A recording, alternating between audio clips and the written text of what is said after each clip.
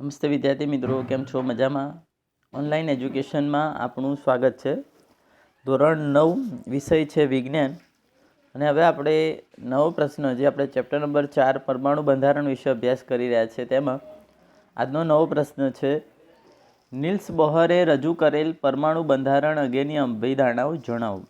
Niels Bohr નામના વૈજ્ઞાનિકે જે પરમાણુ બંધારણ અંગેની અભિધારણાઓ જણાવી હતી તે વિશે આપણે ચર્ચા કરવાના છીએ. પરમાણુમાં ઇલેક્ટ્રોનની સ્વતંત્ર કક્ષાઓ તરીકે ઓળખાતી અમુક ચોક્કસ કક્ષાઓને માન્ય કક્ષાઓ તરીકે ગણવામાં આવે છે. પરમાણુમાં ઇલેક્ટ્રોનની સ્વતંત્ર કક્ષાઓ તરીકે ઓળખાતી અમુક ચોક્કસ કક્ષાઓને જ માન્ય કક્ષાઓ તરીકે ગણવામાં આવે છે. સ્વતંત્ર કક્ષાઓ એટલે કે માન્ય કક્ષાઓમાં પરિભ્રમણ દરમિયાન ઇલેક્ટ્રોન વિકિરણ સ્વરૂપે ઉર્જા મુક્ત કરતા નથી. જ્યારે તેઓ પરિભ્રમણ કરતા હોય છે સ્વતંત્ર કક્ષાઓમાં, ત્યારે ઇલેક્ટ્રોન વિકિરણ સ્વરૂપેમાંથી ઉર્જા મુક્ત કરતા નથી. આ કક્ષાઓ અથવા કોષને ઉર્જા સ્તર તરીકે ઓળખવામાં આવે છે. આ કક્ષાઓ અથવા કોષને શું કહેવાય છે? ઉર્જા સ્તર તરીકે ઓળખવામાં આવે છે. જેમ કે KLMN 4 અક્ષરો દ્વારા બનેલી જે કક્ષાઓ છે, જેમાં N બરાબર 1, 2, 3, 4 એટલે કે પહેલી કક્ષાને K, બીજીને L, ત્રીજીને M અને ચોથી કક્ષાને N કક્ષાઓ તરીકે ઓળખવામાં આવે છે. તમે આકૃતિમાં પણ જોઈ શકો છો કે અહીંયા તમને પહેલું કેન્દ્ર આપેલું છે, ત્યાર પછી K કક્ષા, પછી L, M અને N. તો ક્રમસર 1, 2, 3, 4 નામ આપવામાં આવ્યા છે. તો આ હતો નિલ્સ બોહરના પરમાણુ બંધારણ અંગેની અભિધારણાઓ. ત્યાર પછી એક નાનકડો પ્રશ્ન છે, થોમ્સનના પરમાણુના નમૂનાના આધારે સમજાવો કે પરમાણુ સમગ્રતા તટસ્થ છે. તો થોમ્સનના પરમાણુના નમૂના મુજબ પરમાણુમાં ઋણભાર અને ધનભાર સમાન રીતે પથરાયેલા જોવા મળે છે. તેથી પરમાણુ વીજભારની દ્રષ્ટિએ કેવા છે? તટસ્થ હોય છે. તો વિદ્યાર્થી મિત્રો, આ બે પ્રશ્નો એકવાર સરસ રીતે જોઈએ, ત્યાર પછી આપણે આગળ વધીશું.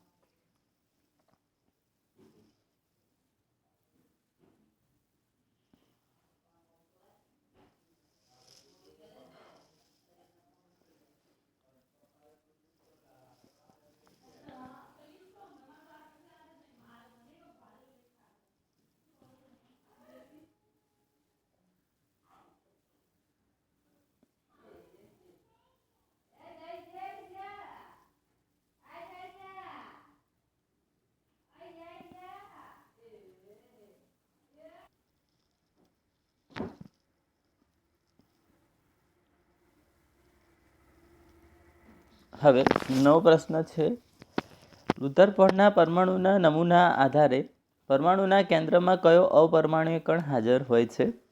તો એકદમ નાનકડો પ્રશ્ન છે કે રુધરફોર્ડના પરમાણુના નમૂનાના આધારે પરમાણુના કેન્દ્રમાં કયો પરમાણ્વીય કણ હાજર હોય છે? તો રુધરફોર્ડના પરમાણુના નમૂનાના આધારે કહી શકાય કે પરમાણુના કેન્દ્રમાં પ્રોટોન નામનો અપરમાણ્વીય કણ હાજર હોય છે. રાઈટ? 3 કોષ ધરાવતા પરમાણુનો બોહરનો નમૂનો દોરો. તો અહીંયા 3 કોષ ધરાવતો પરમાણુનો જે નમૂનો છે આ રીતે આપણે દોરવાનો હોય છે, જે ચિત્રમાં બતાવેલો છે. E1, E2, E3 વાળી 3 કક્ષાઓ બતાવવાની છે. ત્યારબાદ આલ્ફા કણ પ્રકીર્ણનના પ્રયોગમાં સોનાના વરખને બદલે અન્ય કોઈ ધાતુના વરખનો ઉપયોગ કરીને કરવામાં આવે તો શું અવલોકન નોંધી શકાય? તો જો આલ્ફા કણ પ્રકીર્ણનનો પ્રયોગ આપણે ઉપર જોઈ ગયા છીએ કે સોનાના વરખને બદલે જો તેના કરતાં વધુ ભારે ધાતુનો ઉપયોગ કરવામાં આવે તો વિચલન વધુ પ્રમાણમાં, અને જો સોના કરતાં હલકી ધાતુનો ઉપયોગ કરવામાં આવે તો વિચલન ઓછા પ્રમાણમાં જોવા મળશે. એટલે કે અહીંયા તમે ખાસ સમજી લો કે વધુ ભારે ધાતુનો ઉપયોગ થશે તો વિચલન વધુ થશે, અને જો હલકી ધાતુનો ઉપયોગ થશે તો વિચલન ઓછું થશે. ભારે ધાતુમાં અપાકર્ષણની માત્રા વધુ છે, જ્યારે હલકી ધાતુમાં અપાકર્ષણની માત્રા કેવી હોય છે? ઓછી હોય છે. તો આ જ કારણ છે કે મિત્રો, આપણે આલ્ફા કણમાં જો બીજા સોનાના વરખને બદલે અન્ય કોઈ ધાતુનો ઉપયોગ કરીએ તો આ રીતનું અવલોકન જોવા મળશે. ઓકે, તો એકવાર જોઈ લઈએ, પછી આગળ વધીશું.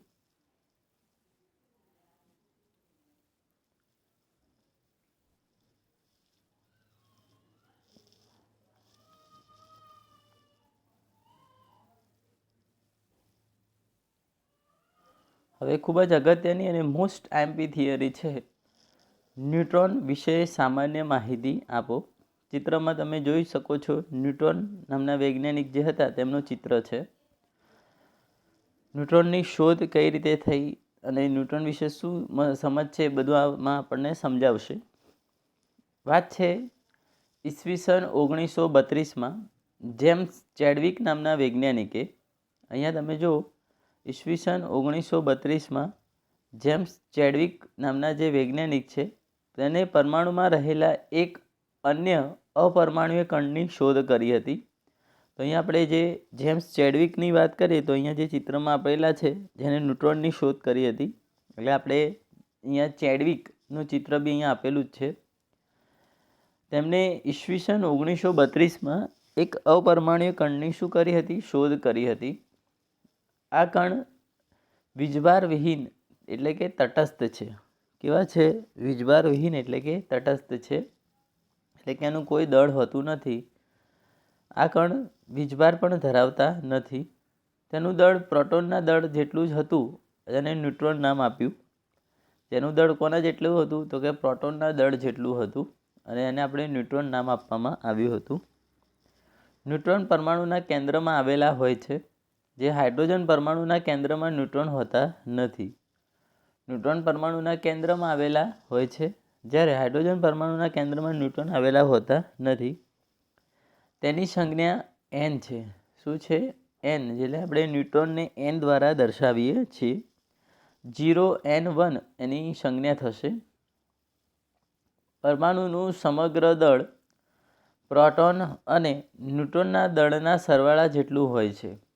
પરમાણુના સમગ્ર દળ જો વાત કરવામાં આવે તો પ્રોટોન અને ન્યુટ્રોનના દળનો જેટલો સરવાળો થાય છે તેટલું જોવા મળે છે. તો આ હતી ન્યુટ્રોન વિશે માહિતી. તો એકવાર સરસ રીતે જોઈ લઈએ, ત્યાર પછી આગળ વધીશું.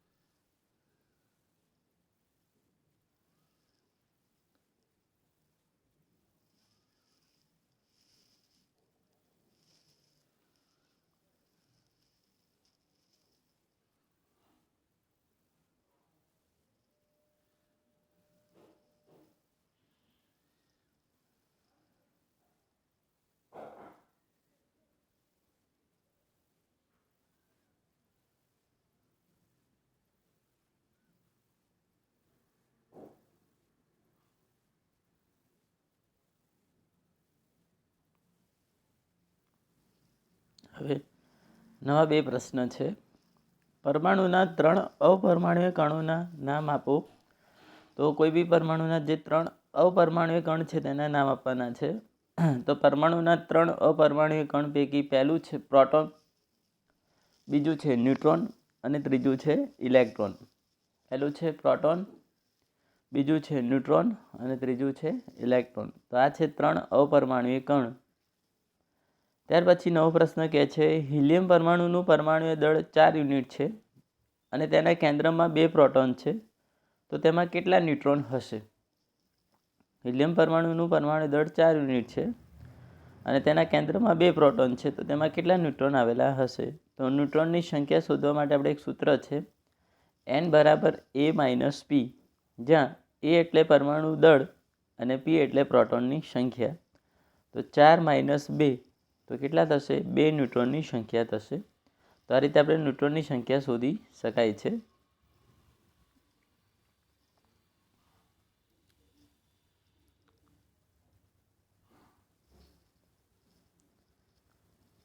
હવે નવો પ્રશ્ન છે, પરમાણુની વિભિન્ન કક્ષાઓમાં ઇલેક્ટ્રોનની વહેંચણી કયા વૈજ્ઞાનિકોએ સૂચવી? જુદા જુદા ઉર્જા સ્તરમાં ઇલેક્ટ્રોનની સંખ્યા દર્શાવતા માટેના નિયમો જણાવો.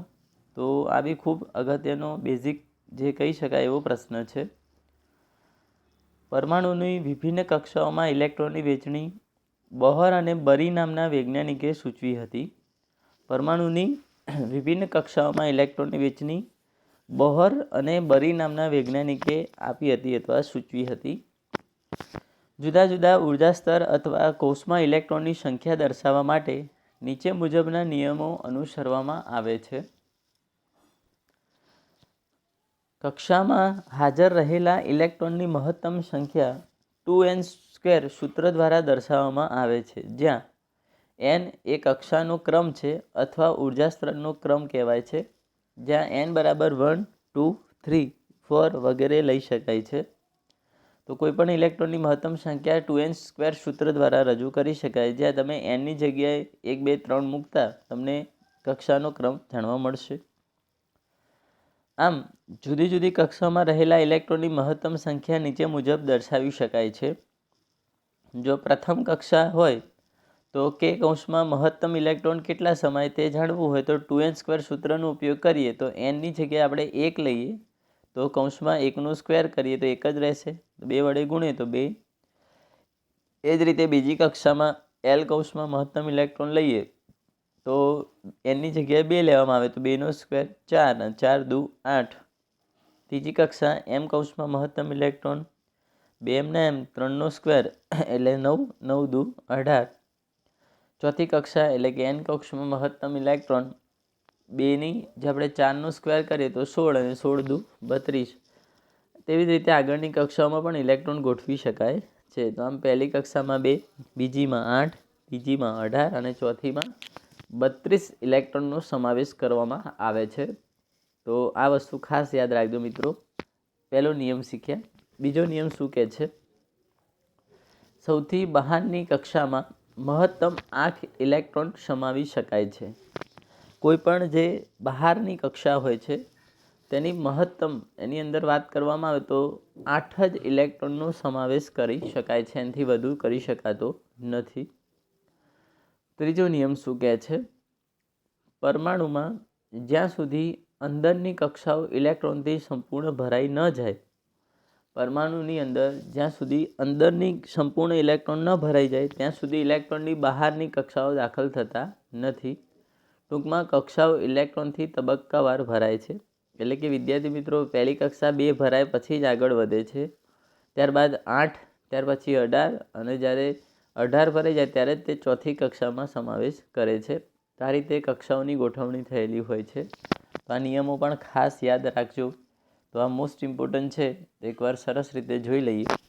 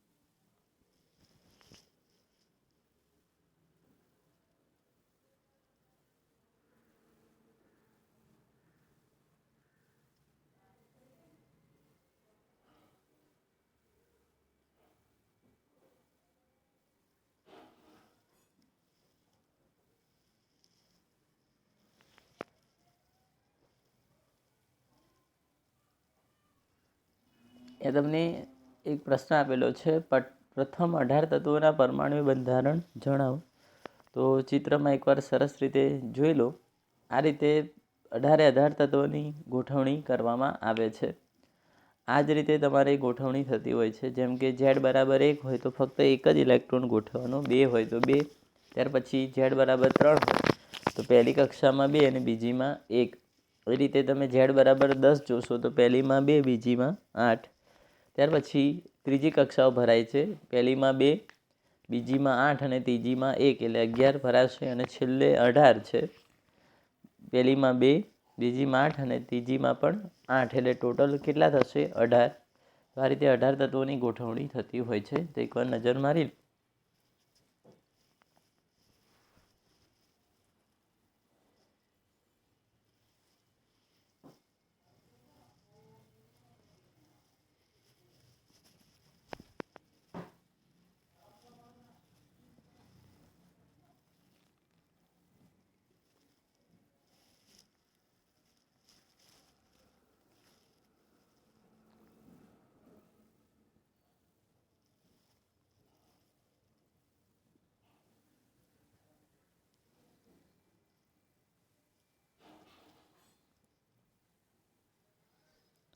એક પ્રશ્ન છે, પ્રથમ તત્વોની ઇલેક્ટ્રોનિક રચના દર્શાવતો સ્થિર નમૂનો તૈયાર કરો. જો કે આ પૂછાતો નથી, સામાન્ય માહિતી માટે જ છે. પરંતુ અહીંયા ખાસ પરમાણુ ક્રમાંક, પ્રોટોનની સંખ્યા, ઇલેક્ટ્રોનની સંખ્યા, ન્યુટ્રોનની સંખ્યા, કક્ષાઓ અને સંયોજકતા આ ખૂબ જ મહત્ત્વના ટૉપિક છે. એટલે આ ચાર્ટને એકવાર સરસ રીતે જોઈ અને તમે ચાહો તો સાથે સાથે લખી પણ શકો છો અને તૈયાર કરવાનું રહેશે. તમને બેઝિકમાં બી શીખવાડેલું છે. હાઇડ્રોજનથી લઈ અને જે આપણે 20 કેલ્શિયમ સુધીના જે તત્વો છે ત્યાં સુધીની બધી વાત થઈ છે આપણે બેઝિકમાં. તો એકવાર આ ચાર્ટને બી બરાબર જોઈ અને લખી શકો છો અને ખાસ તૈયાર કરજો.